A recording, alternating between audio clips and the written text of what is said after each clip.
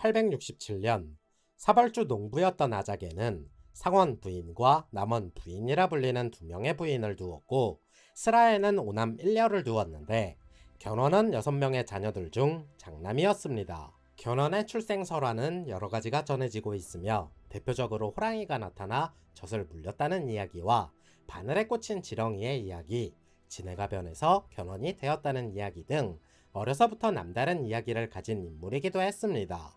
체격이 크고 용모가 비범했기 때문에 아버지인 아자개가 농부였다고는 하나 상주 지역에서는 그래도 입김이 좀 있었는지 견훤은 성인이 되면서 신라의 수도였던 서라벌로 넘어가 군인이 됩니다. 이후 출세가도를 달리며 서남 해안 치안 유지를 담당하는 변방 비장이 되었고 그가 비장으로 승진하던 시기는 진성 여왕이 즉위하면서 정치 기강이 해이해지던 시기였는데 이때는 나라의 곳간이 말라 백성들이 먹고 사는 데에 많은 애로가 있던 시기이기도 했습니다.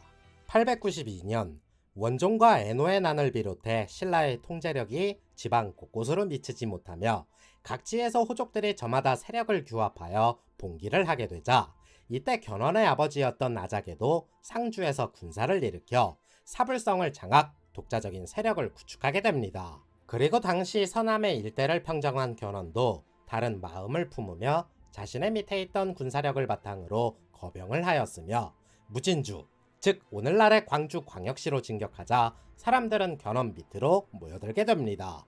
그렇게 약 한 달 남짓한 시간 동안 견훤은 군사 5천을 모아 무진주를 공격해 그곳의 지방관으로 있던 도독 기밀을 몰아내고 전남 일대를 장악한 뒤 독자적인 세력을 구축하기 시작했습니다. 900년 견훤은 전라남도를 평정한 후 무진주를 점령한 기세를 몰아 완산주, 즉 오늘날의 전라북도 전주시까지 북진하였는데 이때 완산주 백성들이 스스로 성문을 열고 견훤을 맞이하게 됩니다. 마침내 완산주까지 손에 넣은 견훤은 그곳을 수도로 삼고 자신이 의정왕의 유지를 이어받던 백제왕이라며 새로운 나라를 선포, 당시 양길과 중부지방의 패권을 놓고 승리한 궁예도 고려왕이라 칭하면서 이때부터 후삼국 시대가 본격적으로 개막되었습니다.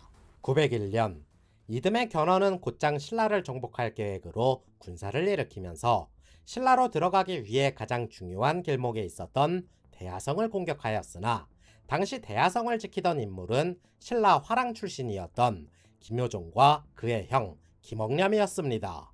두 형제의 철벽 방어로 대하성을 함락시키지 못하고 후퇴할 수밖에 없었던 견훤은 곧바로 군사를 돌려 금성, 즉 지금의 전라남도 나주시로 향했는데 그곳에 위치한 마을들을 습격해 그곳을 세력권으로 편입시키게 됩니다.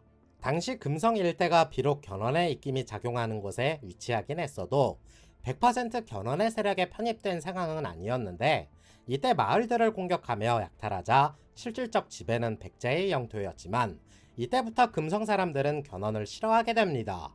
903년 금성은 전라남도의 곡창지대였을 뿐만 아니라 중국과의 교류를 위해 필요한 무역 거점이다 보니 견훤에게 등을 돌려버린 민심을 파악했던 궁예는 왕건을 파견해 진도를 포함 금성 지역 일대를 무력 점거하는 데에 성공하게 됩니다.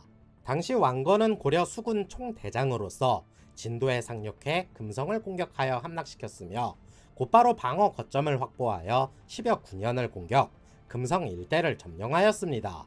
그 후 왕건은 금성을 나주라고 이름을 고친 뒤 군사를 나누어 지키게 하고 돌아왔으나 견훤 입장에서는 자신이 군사를 일으킨 무진주와 상당히 가까웠던 데다 보급을 위해 필수적인 요충지였던 나주를 빼앗겼다는 사실에 적잖이 당황하였습니다.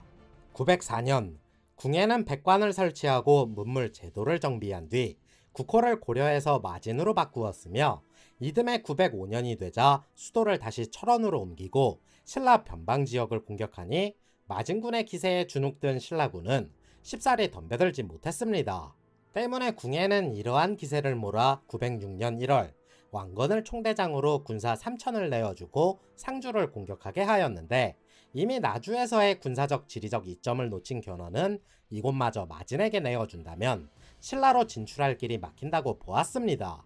그리하여 견훤도 곧바로 군사를 일으켜 상주로 진출하였으나 왕건이 이끄는 군사들에게 번번이 패배, 결국 숱한 전투 끝에 아자개가 있던 사불성을 중심으로 위쪽은 마진군이 아래쪽은 백제군이 차지할 수 있게 됩니다. 이곳은 소백산맥을 넘어 신라 서라벌로 진격할 수 있는 낙동강 상류 지역의 중심으로서 삼국에게 있어 가장 중요한 군사적 요충지였기 때문에 견훤이 문경과 영주 등지를 차지함에 따라 마진군의 진격을 잠시나마 멈출 수 있었습니다.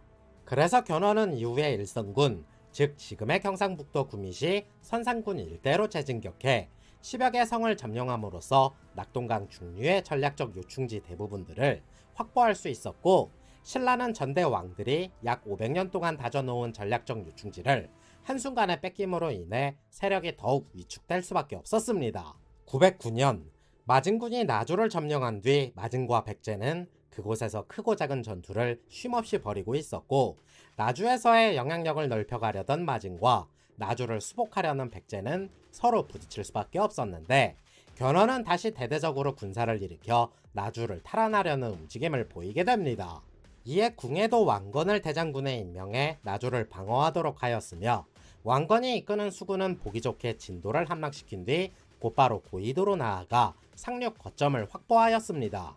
그리고 견훤도 군사 3,000을 이끌고 왕건에게 대항하기 위해 덕진포로 나아갔으나, 왕건의 계책에 휘말린 견훤은 또다시 전투에서 패배, 군사 500이 전사하며 그곳에서 후퇴할 수밖에 없었습니다.